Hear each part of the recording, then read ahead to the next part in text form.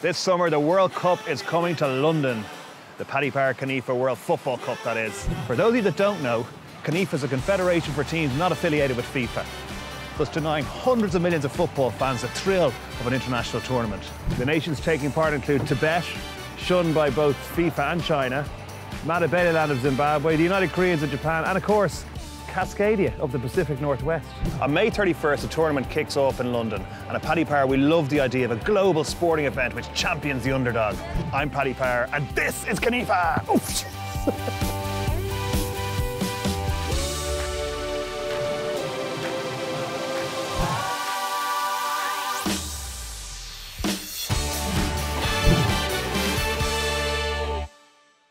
So your trip to Zimbabwe, Paddy, it's been the talk of the office. You might want to just play it down a little bit. You know, if you're not careful, the Fun Police will cancel this whole thing.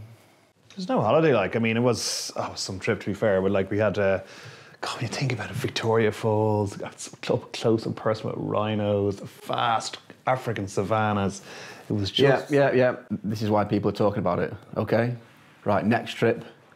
If you fancy a culture shock, get a load of this. Portland. Portland, as in, like, Portland, America? Oh, yeah. Just get more of a culture shock in Blackpool. What's so different about Portland? So I arrived in Portland this morning, and according to my extensive research, Portland's famous for being very hipster and also very weird. Now, hipster, definitely that box is ticked. And weird, put it like this. One of the first things I saw today was a guy in a unicycle dressed as Darth Vader playing the bagpipes. That's actually true, by the way. I'm not sure I'm going to fit in here. Probably going to have to grow a beard at least.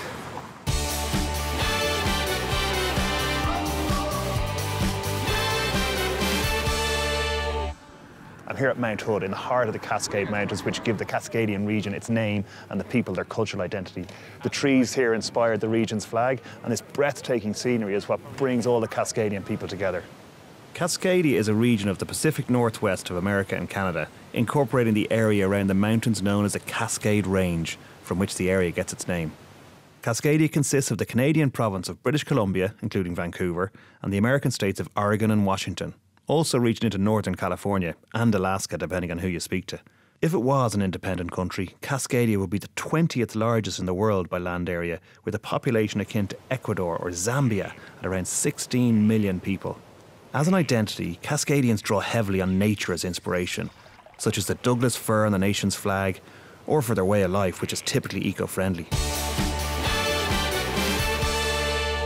I'm here with Alexander Bertich, who is the actual designer of the Cascadian flag and one of the leading figures in the Cascadian movement. So if anyone can answer this question, it's you, Alexander. What is Cascadia? Cascadia is a bioregion, so it's really the river systems and the mountains in this specific area.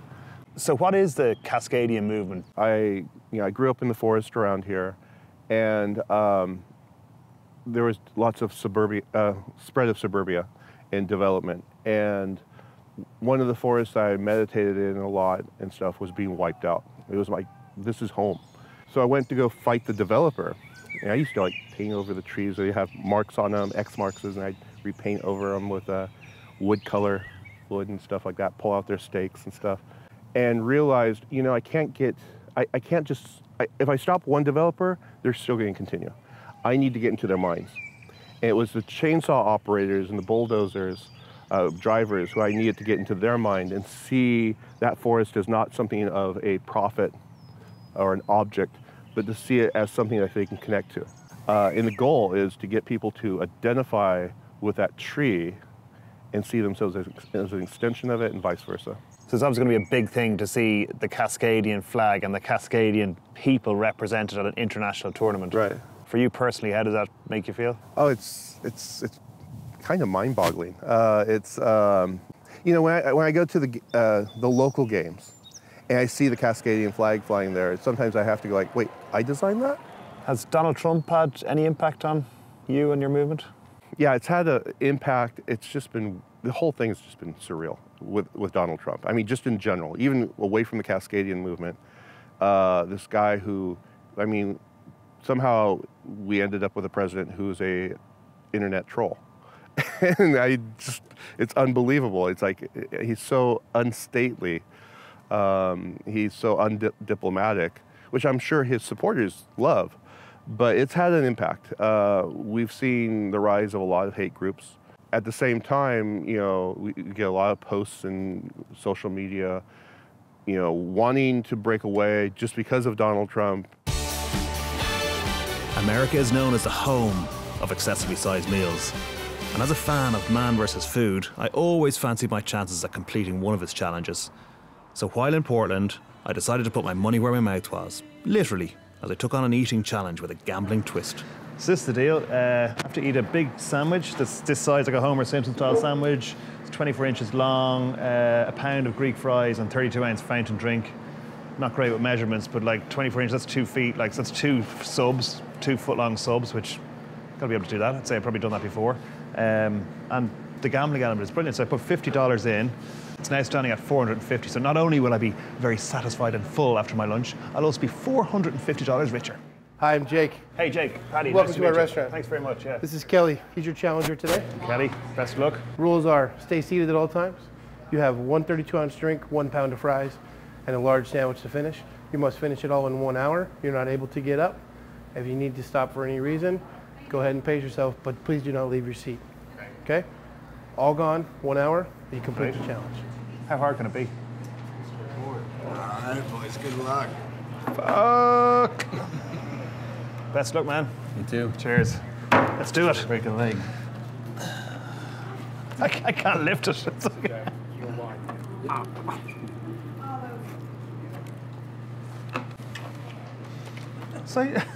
like, seriously, that's like the kids' lunch for a week in school. Yeah, cheers.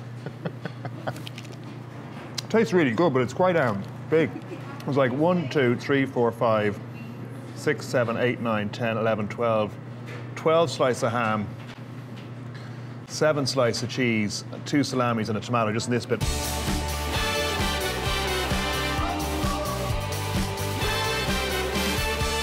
Oh, Jesus, I can't do it. I'm done. I'm just done. I can't do it. Come on, Paddy. Come on, Paddy. Oh. Come on. Go on, Paddy. Go on. So close. Come on. Come on, you big brave boy. One bite more. You got this. Okay. I'm gonna do it. Yeah! So I failed, but I know why. Tactically, I was naive, but I'll get them the next time. 50 bucks. Should be double. Pathetic.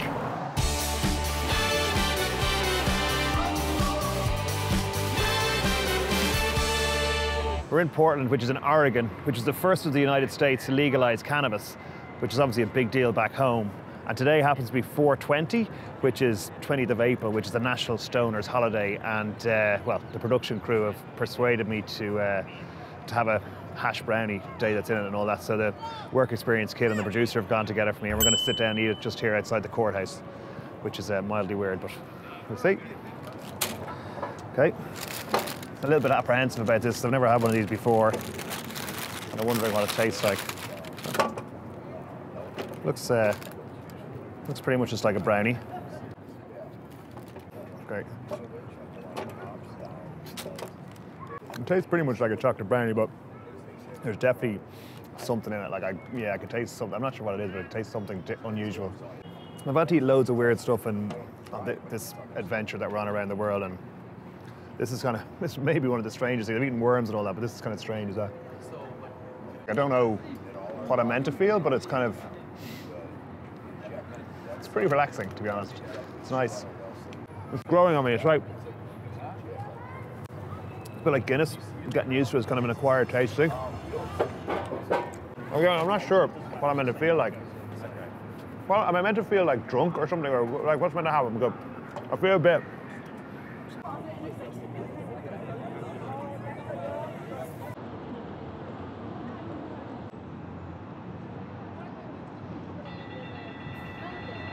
You okay, buddy? I'm not happy about this, by the way. I'm not happy about this. I'm going back to the hotel. After that fiasco, I decided to actually do some work and learn about the role of soccer in Cascadia. Our base of Portland was intentional. It's home to MLS side the Portland Timbers, whose avid fan base have earned a reputation even in Europe. I headed to their clash with New York City to get a taste of the atmosphere. I'm here with Megan Cleary, who's senior editor of leading football website in Cascadia called Prost. So Megan, thanks for talking to us. Yeah, no problem. Okay, so the Portland Timbers fans are pretty famous, but what is it that makes them so special? So it's more than just supporting your team, it's supporting your community. And what about in the stadium? What makes them so special in the stadium versus other fans? So loud. Entire time they're going to be cheering.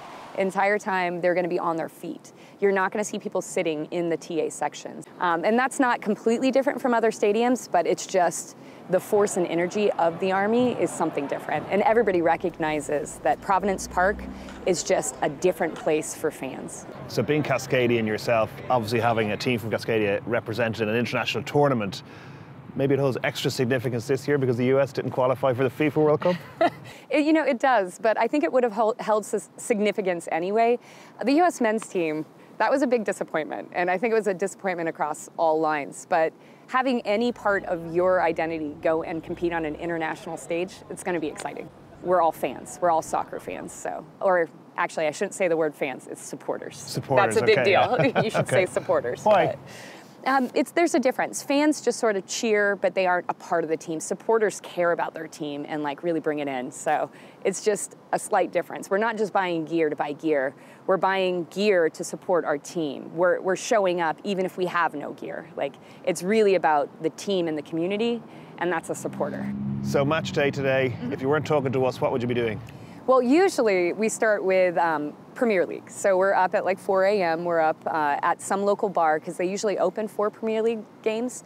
So we have some food, hang out, watch soccer, and then go home, either change into clothing that's acceptable outward or just stay. We're already dressed in our match day gear. And we usually continue the party all the way until the game. So how do you think Cascadia are going to do and what does it mean to you as a Cascadian to see their results and how they perform off the pitch as well? Cascadia is that bioregion, so it spans across state lines, it spans across country lines, so it's a big deal to have us over there. I'm not quite sure how they're going to do. I think that they're going to enjoy it, and they'll probably be the happiest ones out there. We love soccer. It's the love of the game. Make some noise! For our boys! For our boys! You will see! You will see! Well, jump and clap and scream for victory! And we'll do for boys! Hey sir, do you know about the Cascadian team that are playing in the CONIFA World Cup in London this summer? I've heard about that, yeah. Yeah, what do you think about that as a Cascadian? As a Cascadian, I think it's amazing, mostly because I hope that one day we will be our own country. So I feel like this is just one more thing that brings us closer to achieving that. Wow, an independence chant. Yes. Awesome. I would prefer to have the United States in the World Cup, but if we have some sort of representation of the Pacific Northwest, yeah, that's great. Okay. Yeah. As far as soccer goes, it's I think one of the most energetic regions in the country. Right, we got 3 teams that are close together, but we have a great fan base up there. Right, all 3 teams.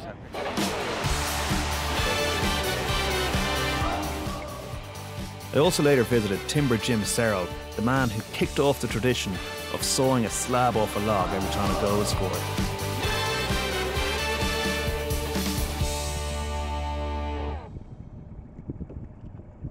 One day I called the general manager and said, can I bring a chainsaw to the game? And he goes, what? Who is this? And I told him who I was, blah, blah, blah. And he says, I want to meet you. So I convinced him that I'd just bring it and I'd take the chain off. It'd be safe, it'd be loud, and I'd fire it up when they have a corner kick or a penalty kick or something like that, right? And because we're timber town, right? So I went and met with him, and I was about half myself back then. I was really skinny and buff, and he goes, you're the guy. And I said, what do you mean? And he said, we're gonna have you saw a slab off a log when they score a goal. Are you cool with that? And I said, yeah. So that's how it all started. Straight away, was it like a big success? Did the crowd get behind it, or? No.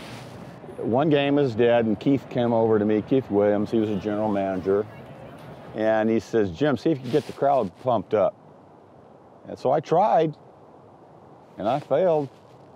They gave me the middle finger big time, and I was humiliated and embarrassed. So I told Keith, I'm gonna fix that. So I brought my climbing gear, and I climbed a 110-foot light pole. So it was really fun. It's kind of stupid, but it was really fun, you know? I'm proselytizing like I know every fucking thing. Yeah, exactly. I don't, you know. I'm just a knuckle dragger. I just happened to be in the right place at the right time. Reason I became a popular guy is because I was associated with goals. Yeah. You know? And everybody wanted to see me come out because we're going to cut a slab. We're going to party, you know?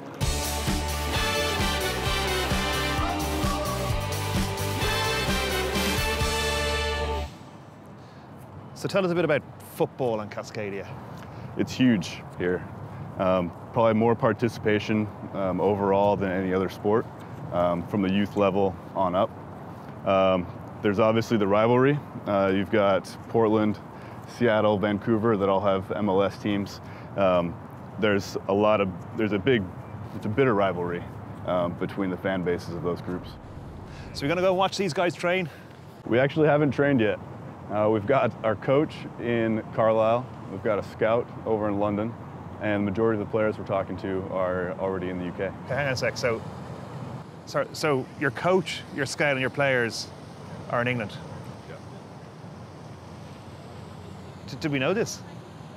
For f***'s sake, lads, this is bullshit. We came all the way over here, now we have to go back to England to interview them, like. Preparation? The Cascadian region has the highest participation rate for soccer in the whole country. They are mad about it here. And I guess if you look at the amazing scenery and beautiful surroundings, you can see why it would inspire people. There's a certain confidence about the people. For example, they think Portland is weird, but it's actually just full of hipsters. They say they've got the best fans in the world, but have they ever sung a lullaby to a baby on a train? But the relaxed attitude of the Cascadian people is reflected in the fact they haven't picked a team yet, which I kind of respect in a way. So if you're after a hipster nation to follow in the World Cup this year, Cascadia is for you. As for me, I'm off for a shave.